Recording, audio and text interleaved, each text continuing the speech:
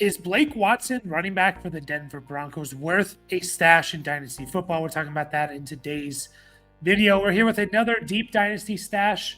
You guys seem to like these videos. I like making them, so I'm here with another one. Real quick, join our Discord. Link is in the description how to get there through Patreon. Join the Discord, and we'll answer whatever questions you have, fantasy-related, Dynasty or redraft, best ball, DFS, whatever.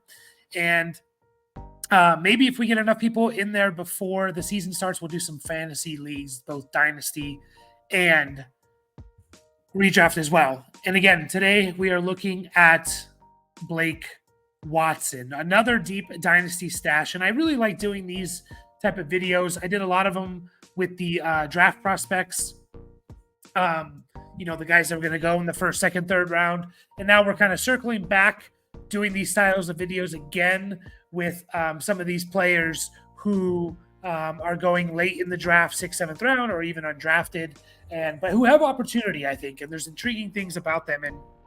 And Blake Watson's one of them.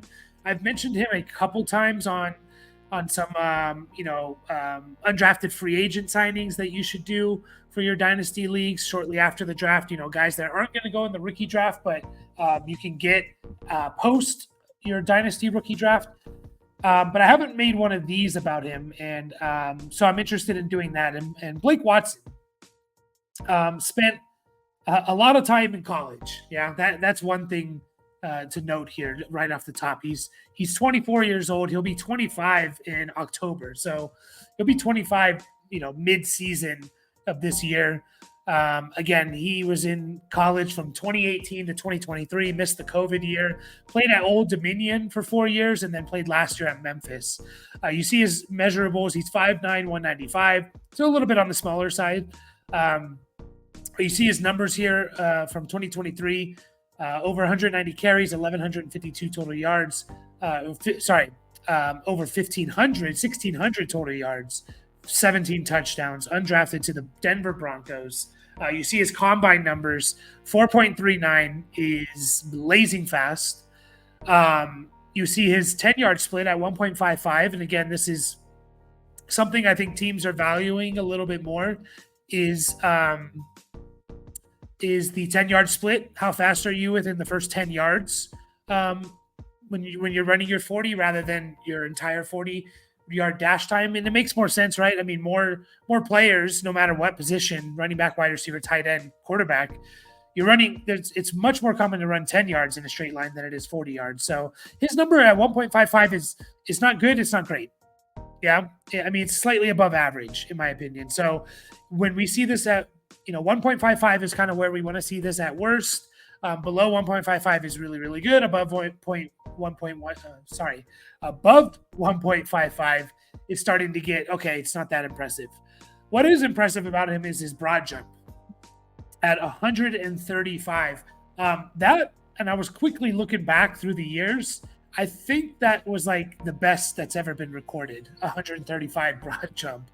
Like better, Jalen Wright was up there at 134. I was trying to look back at some other big numbers that we saw, like Nick Chubb had a big one at 128, but 135 is absolutely insane. You might be asking yourself, well, why does broad jump matter for a running back? And actually, the 10-yard split and the broad jump are like the two combine drills that best measure future success in the NFL, actually.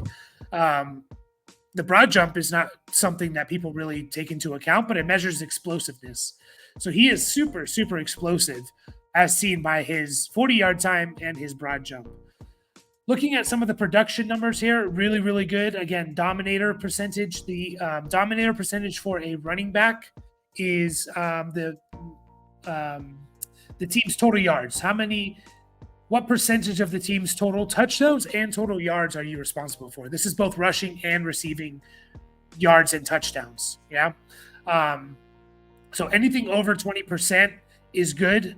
Over 25% is what we really want to see. And then when we're starting to get 30 and above, that's like elite category of production. Yeah. And we saw that with Blake Watson, 29% over his 3 years, essentially 2 at Old Dominion and 1 at at Memphis. His first 2 years at Old Dominion, he didn't really get used, so those aren't included. His single season high in 2022 was 31%. So he accounted for Old Dominion, 31% of Old Dominion's total offense. Breakout age at 21, again, he didn't really start getting used until his third year in college. And he missed his 2020 season. So really it was like 4 years in college. His PFF grade at 86 is really good to see. Yards after contact at 3.74 yards after contact is a pretty solid number. A really good number, actually. Missed tackles forced per attempt at 0.26. So essentially every 4 carries, he's forcing a missed tackle. Good numbers, not amazing, but above average and good.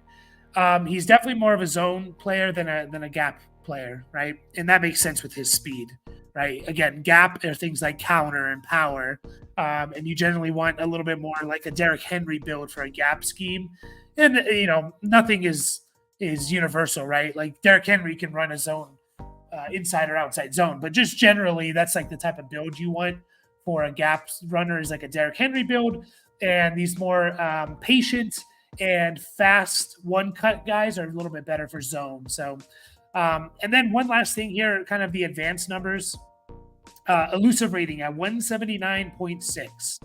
So this is how often are you forcing and breaking tackles regardless of your blocking scheme. This is in the open field, one-on-one. Are you forcing missed tackles? His is at 179.6. Anything over 100 is a really, really good number. 179.6 is better than any of the top drafted running backs in Benson, Corum, Brooks, Bucky Irving had a high one. He is actually the second highest behind Keelan Robinson. And I have a theory as to maybe what his usage is going to be in the NFL, but I'll get to that. Just know that elusive rating is like elite numbers. Like that's better than Bijan Robinson, and players like Jahmyr Gibbs and stuff. Like that is elite. And those guys had good numbers. Anything north of 95, 100 is really, really good. And then you see his breakaway percentage. So the percentage of his yards that came on runs of, I believe, 10 yards or more. Maybe it's 15. I forget now off the top of my head. But what percentage of your yards are coming on, long runs, essentially. And almost 45% of his yards are coming off of, bigger runs, which is a good number. It's not the best. Guys like Benson had better numbers. Jalen Wright had really good. Marshawn Lloyd, those guys had really good numbers. But anything over 40, 45, anything over 40 and getting close to 45% is above average and good. So, and then yards per route run. You see his ability to catch the ball, 480 yards, 53 catches. So he has the ability to catch the ball. Yards per route run is one of the better ones in this draft class at 1.51. It's historically, it's like average to above average, slightly above average. It's not like, oh yeah, amazing, but it is like one of the better ones in this draft class. I think it's like top 4 or 5 in this draft class. So, guys like not Blake Watson, Dylan Lobby had like a pretty good yards per route run at 1.81. So again, 1.51 is like good, right? It's generally good. But, you look at the elite numbers, like Jahmyr Gibbs had 2.46 yards per route run. Like that's like elite receiving numbers. So Blake Watson overall, can he be a workhorse? No. But he is a very dynamic player. Very dynamic. He actually started as a wide receiver, which, he kind of, Memphis likes to do that with some guys like Antonio Gibson and Tony Pollard, kind of like hybrid receiver running back players. Blake Watson is the next guy up in that list, and he's super explosive. He made that transition to running back, and he really started to take off as a running back. He's very instinctive. He can make the guys miss in space, which is why he's so good at the zone. Obviously he's better on the perimeter with that speed, but he can run through the tackles. He's just super, super explosive, and that's what I really like out of him. He's really good pass catching, and he's super explosive. He's one of those players who, are they going to get 20 touches a game? No. Can he do damage with 10 to 15 touches a game? Yes. And so that's what makes him intriguing as a potential stash for fantasy, especially in the Sean Payton offense, because Sean Payton last year didn't show up too much, but for Sean Payton, his running backs are always fantasy gold, right? His running backs, and there's usually two of them, Pierre Thomas and Darren Sproles and Mark Ingram and Alvin Kamara. There's usually two of those guys that are, one's kind of the pass catcher guy, one's kind of the between the tackles guy, and they're both very good for fantasy. So now, again, he lacks the ideal size that you need to be a workhorse.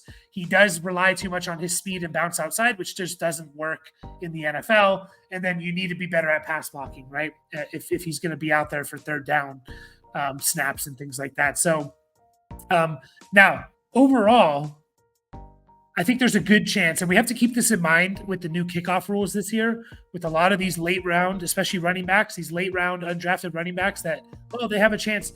A lot of them could have been specifically drafted for kickoff special teams purposes, right? That I think is going to play a big role in the NFL this year. And Blake Watson could have been, especially year one, drafted with that in mind. Like, this is where we're going to use you in year one. We're not going to really use you anywhere else on the field. And that would explain, his speed is good for that. His explosiveness, his elusive rating, his breakaway, all the things that he's good at kind of point to being good as a kick returner as well. So that being said, if he gets on the field as a kick returner and he's like busting off big runs and is just dominating the kick return, they're probably going to give him an opportunity on offense. Again, year one, we'll see. Year two, maybe. And then I just think about the Broncos in general. And yes, it is a crowded backfield, but I don't think Javonte Williams is Sean Payton's guy. Now, are they going to cut him? I don't think so. But I just don't think he's Sean Payton's guy. And, he's still going to probably lead the team in carries, but there's a good chance, there's a decent chance that he doesn't. Samaje Perine, I think there's a decent chance he gets cut. He only has $1.5 million in dead cap, and they would actually save $3 million if they did cut him.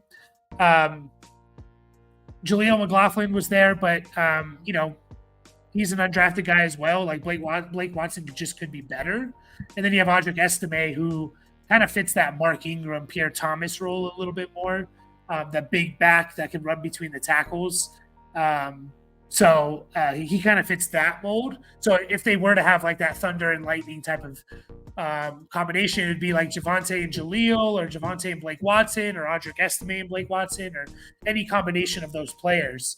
I kind of think of Blake Watson as a guy that could, like a Darren Sproles, like that's what kind of comes to mind with him. Kind of similar build. Now Sproles is a little bit stockier because he was smaller and weighed about the same. But Sproles with the Saints did his damage as a hybrid player. He never had more than 100 carries in a season, Darren Sproles. But if you guys don't remember Darren Sproles, he was really good in the late 2000s, early 2010s. Go back and look at Darren Sproles. Like, he was awesome, but he was just complete. He was a punt returner, kick returner, could run, take some carries, and get some catches as well, right? And for PPR leagues, again, Darren Sproles' numbers with the Saints was 1,300 total yards, 900 total yards, 800 total yards, 9, 8, and 4 touchdowns, but he was getting 86, 75, and 71 catches. Most of his production was, he would get 4 carries a game or so. Like that's kind of 4 or 5 carries a game. That's kind of what he would do. But he would be a beast in the passing game. I'm just trying to pull up the fantasy finishes that he had. I'm just going to pull that up right now. So he was 2011 to 2013. Darren Sproles was with the Saints, and he did this everywhere he went. Chargers, Saints, Eagles, everywhere he went. This is what Sproles would do. But in PPR 2011, Darren Sproles was the RB5 in total points, averaged 17 PPR points per game, as a running back who didn't even have more than 90 carries. RB12 in 2012, averaging 16.6 points per game, as a running back that didn't even have, he had 53 carries. Yeah. And then 2013 in PPR, Darren Sproles, RB24, 11.6 points per game. Definitely not as good, but still very usable. I can see Blake Watson kind of fitting that mold of Darren Sproles, where even if you only get 80 carries a game, but you average 5 or 6 yards a carry, which is what Darren Sproles was doing with the Saints, you get 500, 600 yards rushing. You get 500, 600, 700 yards receiving. You get 6, 7 touchdowns with 70 catches. You're going to be PPR relevant. So I think he's worth a stash personally, just to see how the backfield, a very ambiguous backfield, Denver is. I would take a chance on it, see how it plays out. And he's an easy cut if he doesn't do anything or there's not even a guarantee he makes the team. So just one last thing, and I'm just going to double check this. I want to see if he's getting any buzz with OTAs and things like that. Don't really see it, but yeah. Again, I think he is probably their kick returner, and I think Samaje Perine gets cut. I think to at least begin the year in 2024, it's going to be Javonte, Jaleel. Audric Esme is going to be like backing up Javonte, and Blake Watson kind of backing up Jaleel McLaughlin. But if either of those guys struggle, both Estime and Blake Watson could kind of take over some of their work. So there you have it, guys. Blake Watson, go and check him out. We'll be back with more of these. Appreciate you guys watching. As always, like and subscribe. We'll catch you guys in the next video.